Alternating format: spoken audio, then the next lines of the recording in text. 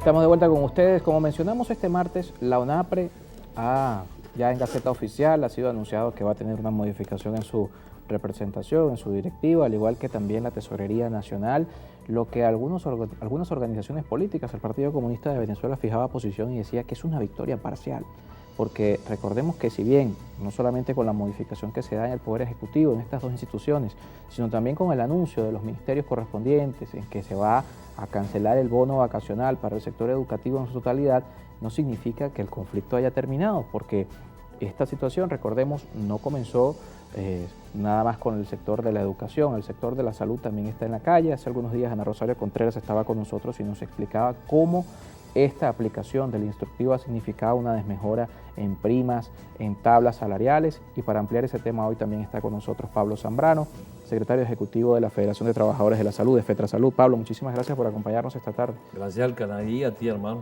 ¿Cómo reciben esta modificación?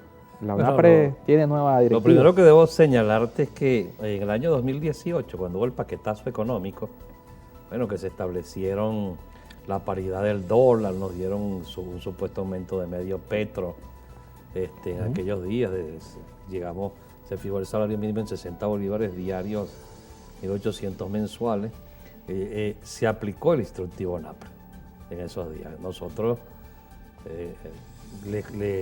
lo señalamos como las tablas del hambre, que tuvo mucha repercusión en el país. Inclusive de esas luchas hubo el encarcelamiento de Rubén González y de otros compañeros. Ahorita también acaban de encarcelar a Douglas González, que viene solicitado de aquellas luchas simplemente por luchar por la verdad, pues, y por los beneficios de los trabajadores. ¿Qué hicieron? Lo mismo. En aquellos días aplanaron las escalas y los tabuladores de obreros, eliminaron cláusulas económicas del contrato y porcentualmente las bajaron. Ahorita en marzo, después de este aumento de medio petro también, que no fue, por supuesto, porque ya vamos por $20, o sea, nunca fue anclado, volvieron a aplanar las tablas, volvieron a eliminar cláusulas. Ejemplo, a nosotros en salud, la cláusula de protección a la familia, bueno, la eliminaron, o sea, se quedó la familia desprotegida. Pero la cláusula por razones de servicios de salud... Sin ningún tipo de acuerdo con el sector. Nada, eliminada.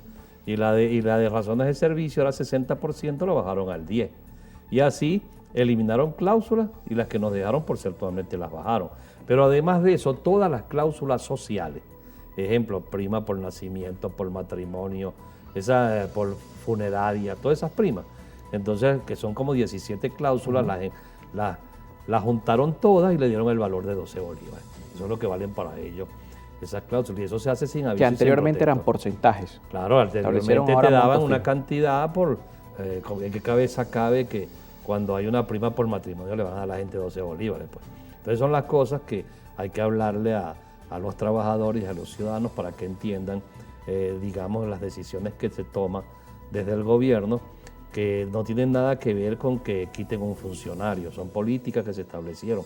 La política, lamento mucho decir, lo que se ha establecido en el país ha sido bestial en contra de los trabajadores, porque además de eso tienes que ajustarle la persecución, en este caso que se viene dando en el país cuando tú levantas la voz. Nosotros tenemos en estos momentos una enfermera detenida, presa, pues en Trujillo. Simplemente llegaron ahí, consiguieron unas cosas, ella no estaba. O sea que aquí la presunción de inocencia no vale, y bueno, y la metieron presa porque eso es que estaba en el departamento donde ella estaba trabajando. Eso es todo.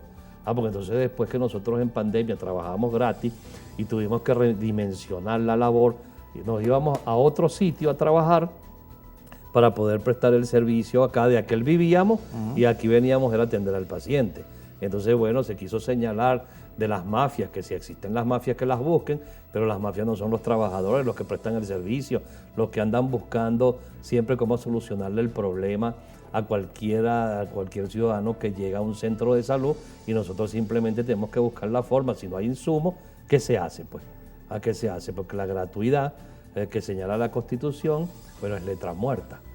Claro, hay denuncias de enfermeras, de doctores cobrando por atender pacientes, denuncias de eso también sí, trabajadores eso de los existe, porque hospitales. nosotros no vamos a decir que vamos a meter la mano por los que cometen irregularidades.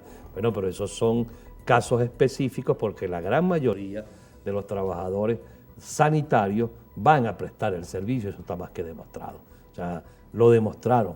No, pues, bueno, si nos llegaron a decir héroes, que por lo menos yo era uno que nunca estuve de acuerdo con eso, porque nosotros vamos a trabajar para que se nos pague. Yo voy a prestar un servicio para que se me pague por ese servicio y eso me permita vivir con dignidad, atender a mi familia. Para eso es que se trabaja. Entonces, estas cosas que han sucedido en el país, esta política que se está desarrollando a nivel laboral, bueno, tiene un gran costo para el gobierno por el hecho de que no solamente el reclamo es de nosotros, el reclamo es de todo el que trabaja, más allá de esa retórica que si la izquierda, la derecha, el comunismo, el capitalismo, que eso pasó de moda, de paso. Eso no le interesa a nadie, a la gente lo que le interesa es que el país progrese, que haya respeto a la Constitución y las leyes, porque fíjate, cuando tú no respetas el contrato colectivo, el contrato colectivo es la única ley que no va a la Asamblea Nacional. Se discute entre patronos y trabajadores, se convierte en ley de la República. En el momento que tú violentas un contrato colectivo y simplemente impones lo que tú quieres, como está pasando, entonces, bueno, violas la Constitución Nacional y violas la Ley Orgánica del Trabajo.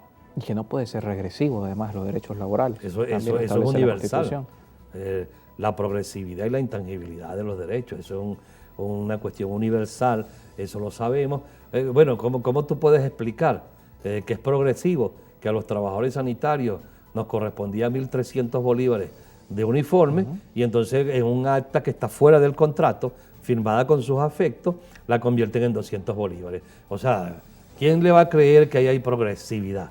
Entonces, por supuesto, eso tiene que le peguen el alma a unos trabajadores que no tienen un salario que es suficiente, que esperan en eso, porque lo otro es que nosotros sí utilizamos uniformes. Si yo voy a trabajar en el hospital tengo que utilizar el uniforme, las enfermeras tienen uniforme, el camillero, la camarera, el médico, todos están identificados de acuerdo a su indumentaria. Entonces, ¿cómo tú vas a comprar con 200 bolívares los uniformes y los zapatos? Inclusive más allá de esto han señalado que 6 uniformes semestrales y 6 paros de zapatos y que es demasiado. O sea, es demasiado porque resulta que se acostumbraron con la política bestial en contra de los trabajadores a pagar poquito. Entonces anteriormente no se quejaban de los 10 salarios mínimos de los uniformes porque nos llevaron a ganar 7 bolívares mensuales, que eran 1.7 dólares. Entonces no les dolía. Pero ahora que medio mejoró, entonces lo ven que es como que es demasiado. Y aquí necesariamente hay que darle mucha seriedad a este tema laboral, porque ya vimos, pues la gente por qué salió por descontento. Y no es que salieron los trabajadores que no son afectos al gobierno, salimos todos nos pusimos de acuerdo, todos salimos a la calle. Hasta Sinafún. Te digo que en la última movilización que hicimos, me llamaban trabajadores de la salud que estaban en la otra marcha, diciéndome: Pablo, nosotros estamos aquí, pero recuerda que aquí vinimos fue también en contra del ONAPRE. O sea, te estoy hablando de cientos de trabajadores que estaban en la misma situación. Ahora, un tema que también se da en todo este debate respecto a lo que ocurrió con la ONAPRE es si el origen del problema tiene que ver con cómo se administran los recursos o si el Estado no tiene recursos, porque la misma semana vimos a representantes del Poder Legislativo decir: es que la ONAPRE no tiene los recursos, y a los días ver a los ministros decir: ya están los recursos. ¿Cómo lo perciben los trabajadores? ¿Cómo perciben precisamente el origen de todo esto? Bueno, te voy a hablar de algo. O sea, por gasolina se reciben recursos.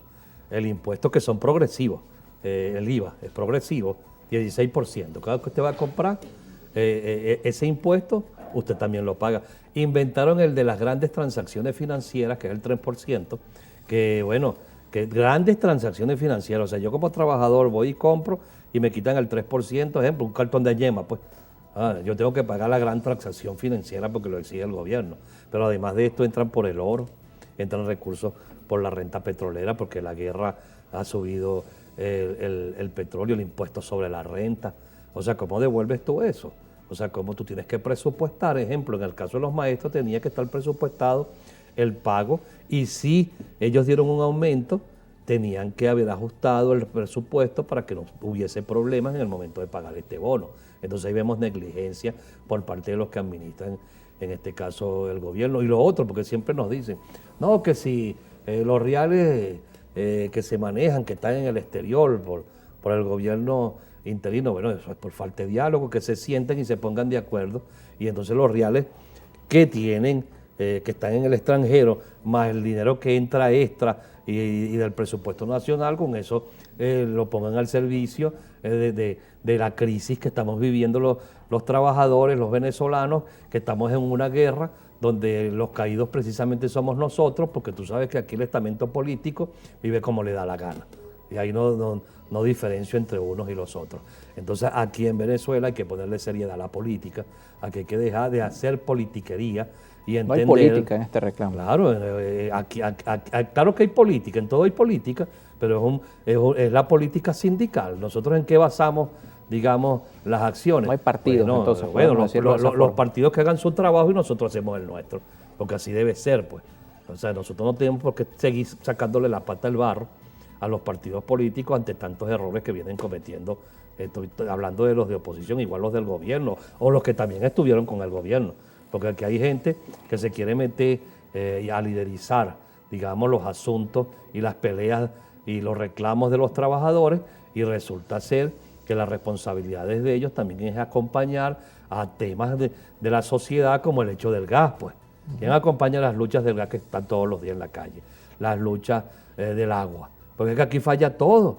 Aquí en Venezuela la crisis es tan profunda que las protestas a nivel nacional no son solamente de los temas laborales. Ahora, ¿cómo salimos nosotros de estas crisis? El diálogo, el entendimiento, son necesidades grandes para buscarle salida a este enredo en que nos hemos metido. La economía venezolana está enferma. ¿Y cómo se soluciona este problema? Hablando de comunismo, capitalismo, hablando de escuálidos, de monómeros y alacranes y todas las descalificaciones que inventan. No sé, eso es con seriedad, con amor hacia el pueblo, con firmeza y con mucho diálogo y entendimiento. Pablo, muchísimas gracias por acompañarnos esta tarde. Pablo Zambara con nosotros, secretario ejecutivo de FETRASalud. Con esto nosotros finalizamos la tarde de este martes, agradeciéndoles como siempre su sintonía y recordándoles que nuestras entrevistas están disponibles también en YouTube, en el canal Carlos Peñaros en Contexto. Nos vemos mañana nuevamente a la 1 de la tarde.